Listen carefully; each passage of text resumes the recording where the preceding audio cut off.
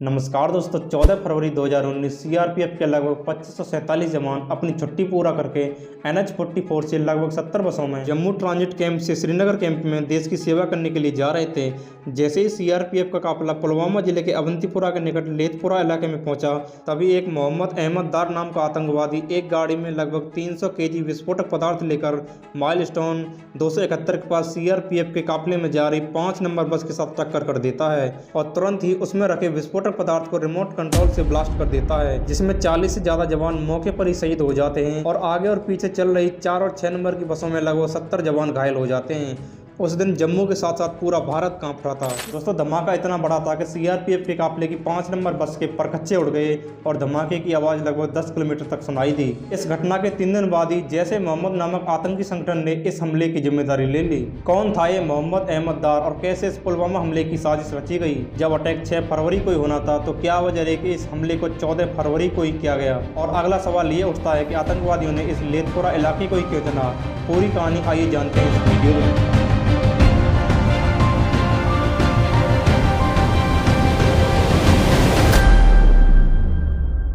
इस कहानी की शुरुआत होती है सन 2017 में। 2017 में केंद्र सरकार ने कश्मीर से आतंकवाद खत्म करने के लिए एक ऑपरेशन चलाया जिसका नाम था ऑपरेशन ऑल आउट। इस ऑपरेशन ऑल आउट में पाकिस्तानी आतंकवादी संगठन जैश ए मोहम्मद के कई आतंकवादी मारे गए। इसी का बदला लेने के लिए जैश ए मोहम्मद ने इस अटैक के लिए तैयारी शुरू कर दी। अब उनको एक ऐसे लड़के की तलाश थी जो वहीं आसपास का रहने वाला था। मार्च 2018 में पुलवामा जिले के काकापुरा तहसील में एक 19 साल का लड़का आदिल अहमद दार अपने 12वीं के एग्जाम देने वाला था। उसके 1 महीने पहले फरवरी 2018 में आदिल अहमद दार आर्मी के खिलाफ एक प्रोटेस्ट में हिस्सा लेता है। प्रोटेस्ट में अफरा तफरी में आर्मी द्वारा गलती से उसके पैर में गोली लग जाती है और आदिल घायल हो जाता है। तब से उसके मन में भारतीय लोग और भारतीय सेना के लिए नफरत पैदा हो जाती है। दोस्तों, आदिल के मन में यह नफरत इस हद तक बढ़ जाती है कि आदिल अहमद दार बदला लेने के लिए जैश ए मोहम्मद नामक आतंकी संगठन को ज्वाइन कर लेता है। अब जैश ए मोहम्मद में आदिल 1 साल तक ट्रेनिंग करता है जिसमें आदिल को हथियार चलाना सिखाते हैं। विस्फोटक पदार्थ के बारे में पूरी जानकारी दी जाती है। साथ में जैश ए मोहम्मद के आतंकवादियों द्वारा उसको भारतीयों के लिए अच्छी तरह भड़काया जाता है। उसका इस हद तक ब्रेन वॉश किया जाता है कि जैश ए मोहम्मद के आतंकवादी कहते हैं कि मजहब की राह में जान देने पर तुमको जन्नत मिलेगी। साथ ही जैश ए मोहम्मद का हेड आदिल से कहता है कि धमाके की गूंज इतनी भयानक हो कि पूरे कश्मीर को सुनाई दे। हमारा मकसद ज़्यादा से ज़्यादा लोगों को मारना है। दोस्तों, इस हद तक उसके मन में यह बात भर दी जाती है। इंटेलिजेंस एजेंसी के हिसाब से यह हमला 9 फरवरी 2019 को होने वाला था, क्योंकि 6 साल पहले 9 फरवरी को ही आतंकवादी अफजल गुरु को भारत सरकार द्वारा फांसी दी गई थी। इसी कारण से हमले की आशंका को देखते ही सिक्योरिटी टाइट कर दी गई थी। और दूसरा हमला न होने का कारण यह भी था कि 5 फरवरी को बहुत तेज बर्फबारी हुई थी, जिससे पीर पंजाल रेंज की पहाड़ियां बर्फ से ढक गईं और जवाहर सुरंग की दोनों तरफ सड़क ब्लॉक हो गई, जिसके कारण कोई भी कॉन्वे मूवमेंट नहीं हुआ था। 14 फरवरी 2019 अपनी छुट्टी पूरी करके सीआरपीएफ के जवान देश की सेवा करने के लिए जम्मू ट्रांजिट कैंप से श्रीनगर ट्रांजिट कैंप में जा रहे थे। जम्मू ट्रांजिट कैंप से श्रीनगर कैंप की दूरी 320 किलोमीटर थी।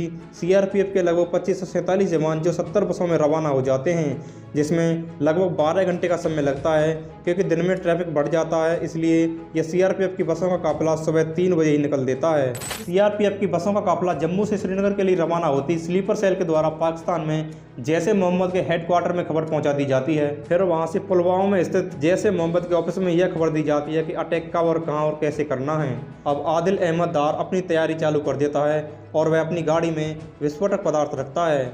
यह विस्फोटक पदार्थ 6 महीने में थोड़ी थोड़ी मात्रा में पाकिस्तान से इल्लीगली लाया गया था। लगभग 3 घंटे बाद सीआरपीएफ की बसों का काफिला जम्मू से उधमपुर पहुंचता है।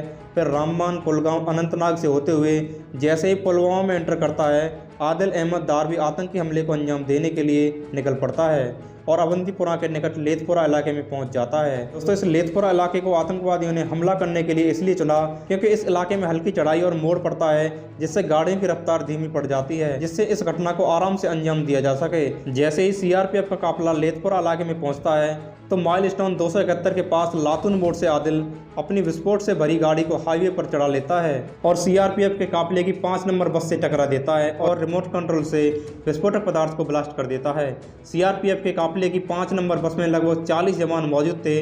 ये सभी मौके पर ही शहीद हो जाते हैं। साथ ही काफिले की 4 व 6 नंबर की बस के भी लगभग 70 जवान घायल हो जाते हैं। दोस्तों, धमाका इतना बड़ा था कि सीआरपीएफ के काफिले की 5 नंबर बस के परखच्चे उड़ गए और धमाके की आवाज़ लगभग 10 किलोमीटर तक सुनाई दी। पूरे इलाके में धुआं ही धुआं छा गया। धमाके की आवाज़ सुनकर और बसों के जवान बाहर आ गए, लेकिन सिक्योरिटी के चलते उनको गाड़ी में अंदर जाने का आदेश दे दिया गया। दोस्तों, धमाका इतना जोरदार था कि आसपास के घरों की खिड़कियों के शीशे टूट गए और घरों की दीवारों में दरार आ गई। उस दिन जम्मू के साथ साथ पूरा भारत रोया था। भारत इनके बलिदान को कभी भूल नहीं पाएगा।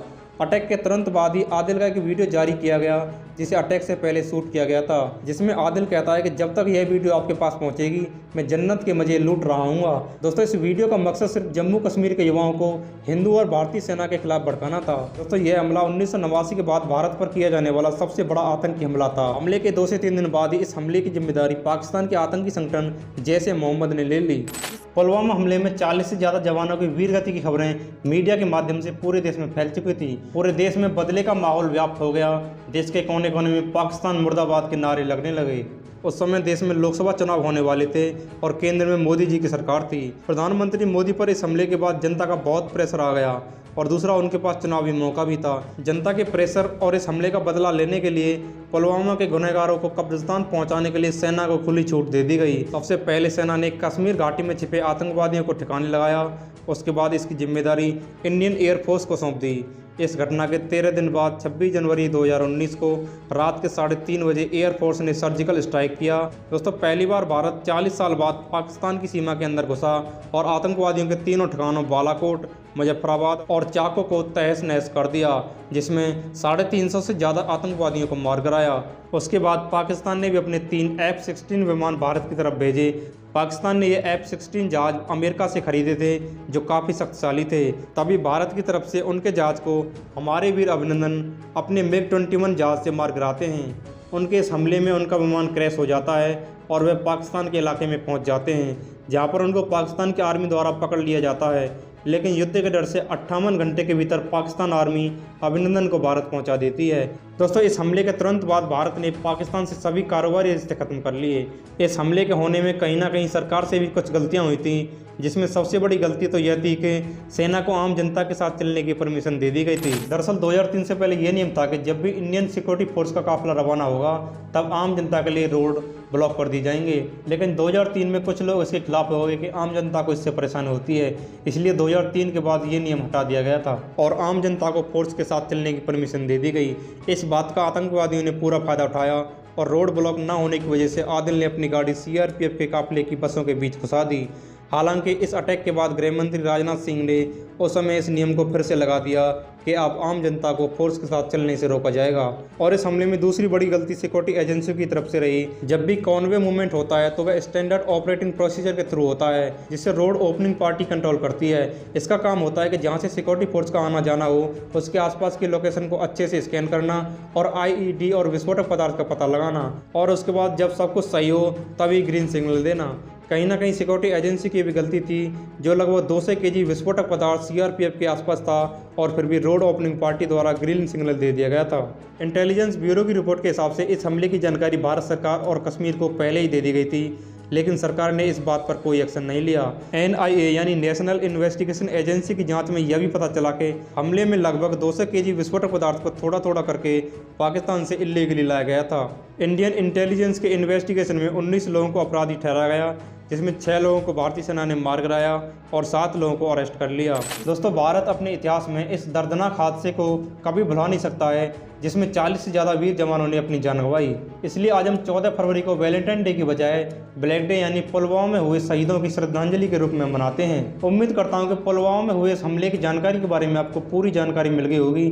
मिलते हैं जल्दी ऐसी नेक्स्ट वीडियो में एक नए टॉपिक के साथ। तब तक के लिए जय हिंद, जय भारत।